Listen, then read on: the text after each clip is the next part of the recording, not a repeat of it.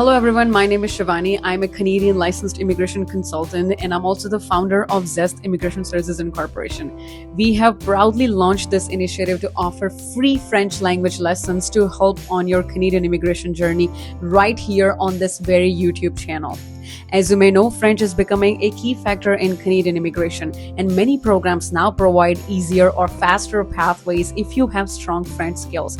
Whether you're aiming for a Canadian work permit, direct permanent residency from within Canada or your home country to Canada, or looking to boost your CRS or PNP scores, French can open many doors. That's why we are committed to providing full French training from level A1 to C2, from beginner to advanced level, completely free of charge on this platform, on this very YouTube channel. We will be uploading videos regularly, so be sure to subscribe and stay tuned and watch each lesson to get most benefit from this opportunity. This entire series is our way of supporting you on your immigration path, and your support means the world to us in return. Thank you, and let's learn French together for a brighter future in Canada. Keep watching this video to continue with your French lesson. All the very best for this lesson and many more to come.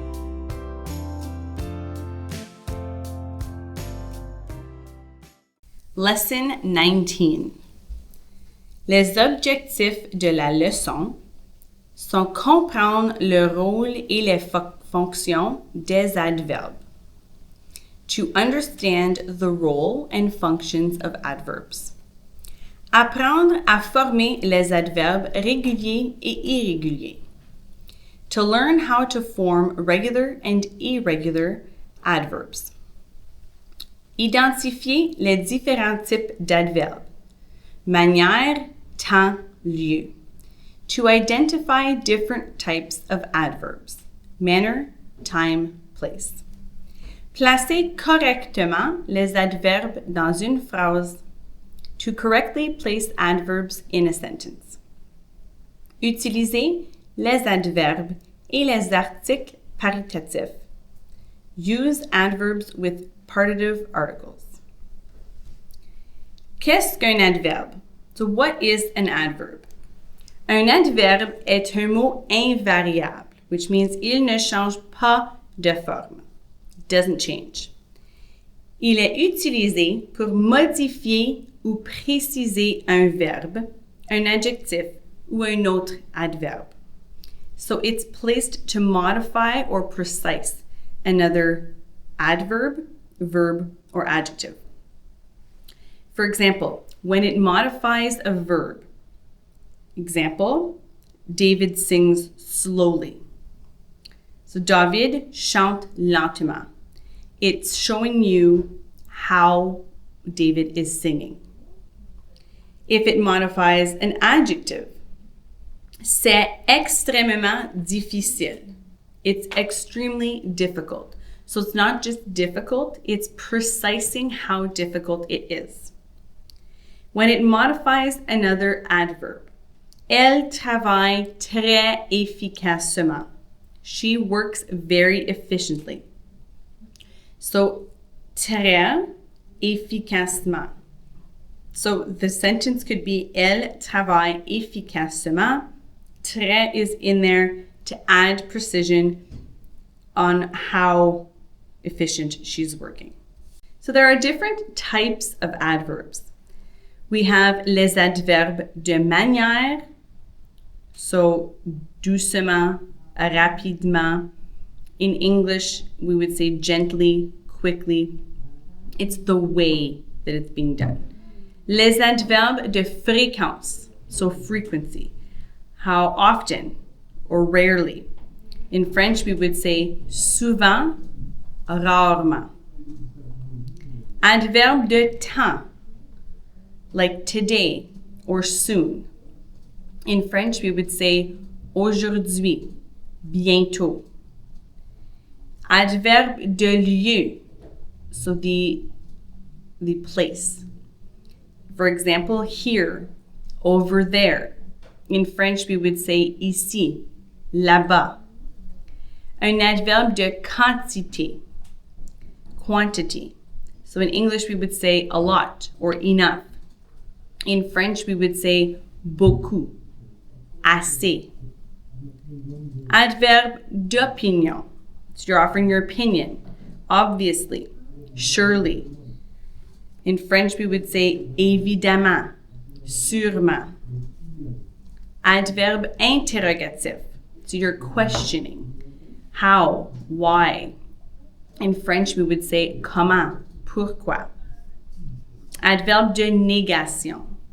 So not or never. In French, we would say ne pas, ne jamais, like we've seen before. So forming an adverb.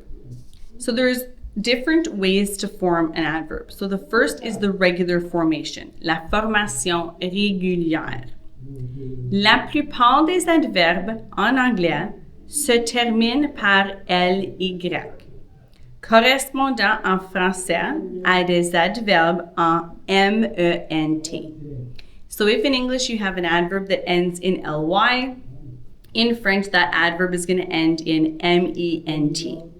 For example, lent or slow becomes lentement, which is slowly. Actif is activement, or in English, actively. Calmly in English becomes calmement in French. Precisely becomes précisément in French. Softly or gently becomes doucement in French. Other adverbs are formed based on adjectives. So les adverbes formés à partir d'adjectifs en ant ou ent. For example, if you have the adjective bruyant, the adverb is going to be bruyamment, which is noisily. Récent, which is the adjective, is going to become récemment, which is recently. We also have constant, which is an adverb becomes constamment, which is constantly. Violent becomes violemment, which becomes violently. Patient becomes patiemment, so it ends ent, which is patiently. Différent becomes différemment, which is differently. Now there are also irregular adverbs, because why not? Let's dig in to some of the irregular adverbs that we see. So bonne and bon doesn't follow the rules when they become an adverb. It's bien, which means well. Mauvais, which means badly or bad, becomes mal. So the adjective mauvais becomes the adverb mal. Gentil becomes gentiment, which is kindly. Bref or brève, depending if it's masculine ou féminin, becomes brièvement, which means briefly. And meilleur becomes mieux, which is better. Bon peut parfois être utilisé comme un adverbe après certains verbes. So if you're saying il fait bon, the weather is nice.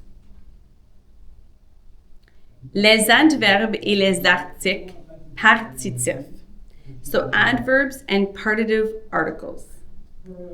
Après les adverbes de quantité, comme beaucoup, peu, trop, assez, plus, moins, les articles partitifs du, de, la, de, l'apostrophe, de, those partitive articles become de or de apostrophe if you're using it in front of a noun that has a vowel or a silent H.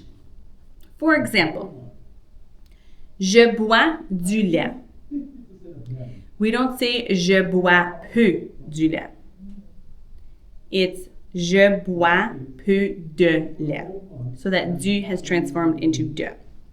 Il mange de la salade. Ils mangent trop de salade. They eat too much salad. So when you add trop, the de la becomes de. J'ai des livres. J'ai beaucoup de livres. So we added beaucoup. De became de. Elle a de l'eau. Elle a moins d'eau. So de l'apostrophe became des apostrophe when we added the adverb. Now, positions of an adverb in sentences. Les positions des adverbes. The adverbs can go after a simple verb, après un verbe simple. For example, Lucas runs fast. In French, we would say Lucas court vite. So how is he running? Vite. It comes after the verb, the simple verb. Entre l'auxiliaire et le participe passé. So we saw le passé composé has un auxiliaire and le participe passé. So it can go in between both of those. For example, I understood well, j'ai bien compris. So et is your auxiliaire avoir, compris is your participe passé, and this adverb bien is going right in the middle. It can go avant un adjectif ou un autre adverbe. For example, they are very happy. Ils sont très contents. Content is your adverb or your adjective. It can go, the adverb can go before that adjective to emphasize how the adjective is. Adverbe de lieu à la fin de la phrase. So when you're talking about an adverbe de lieu, it can go at the end of a sentence. For example, we often go there. Nous allons souvent là-bas. Là-bas is your adverb, l'adverbe de lieu. It goes at the end of your sentence.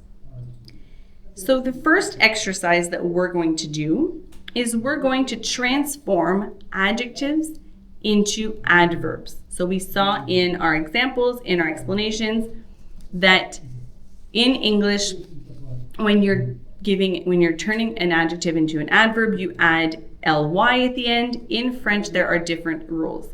So when we do constant, how would we say constant as an adverb in French?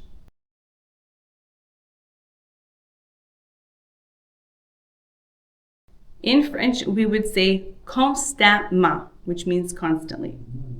Réel.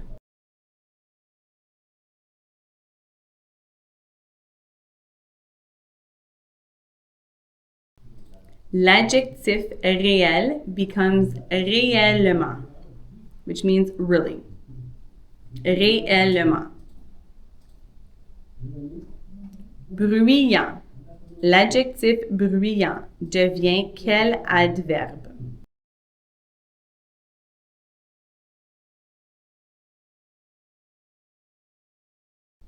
Bruyant devient bruyamment, which means noisily. Prudent. L'adjectif prudent devient quel adverbe? Prudent devient prudemment. Poli.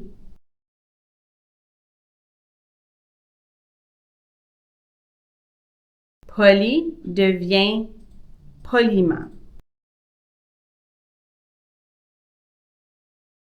Sincère.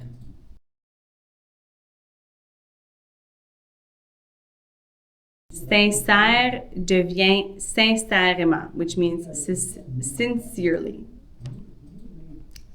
So exercise 2, I'm going to give you the English version of the adverb, and I want you to give it to me in French.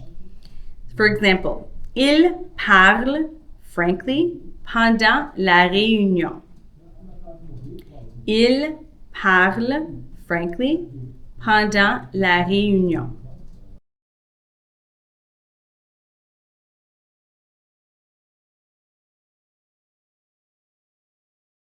In French, we would say il parle franchement pendant la réunion. Nous avons quickly terminé nos devoirs. Nous avons quickly terminé nos devoirs.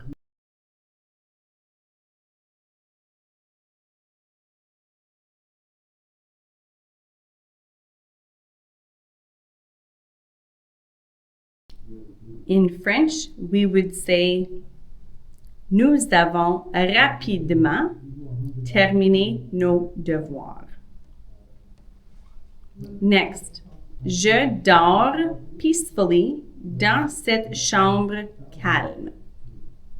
Je dors peacefully dans cette chambre calme.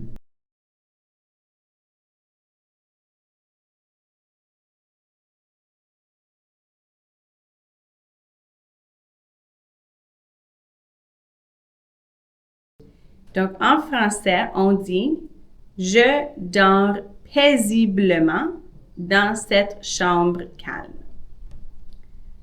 Vous êtes warmly invité à la fête. Vous êtes warmly invité à la fête.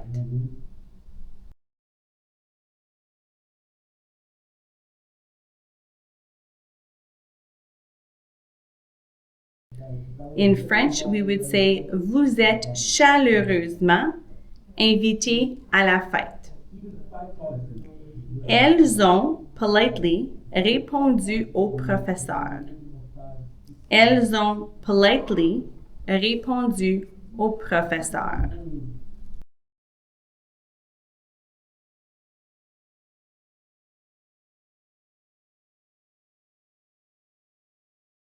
In French, we would say elles ont poliment répondu au professeur. Now I'm going to give you une phrase complète and you're going to translate it in English, please. So sentence number 1, Juliette travaille méthodiquement sur chaque projet. Juliette travaille méthodiquement sur chaque projet.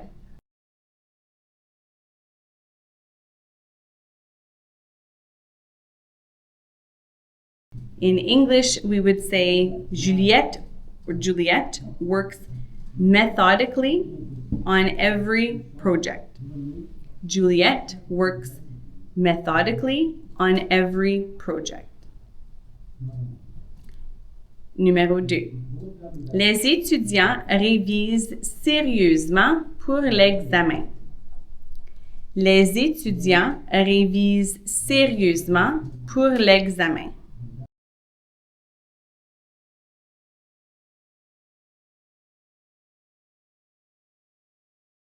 In English, the students revise seriously for the exam. The students revise seriously for the exam. Numéro 3. Il est parti discrètement de la réunion. Il est parti discrètement de la réunion.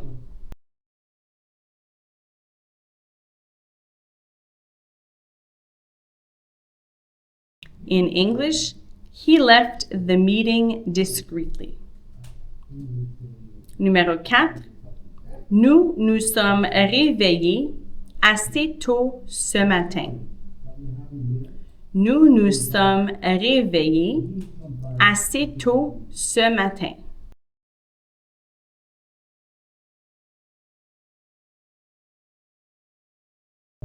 In English, we say, we woke up early this morning. Numéro 5. Ma grand-mère cuisine toujours délicieusement. Ma grand-mère cuisine toujours délicieusement.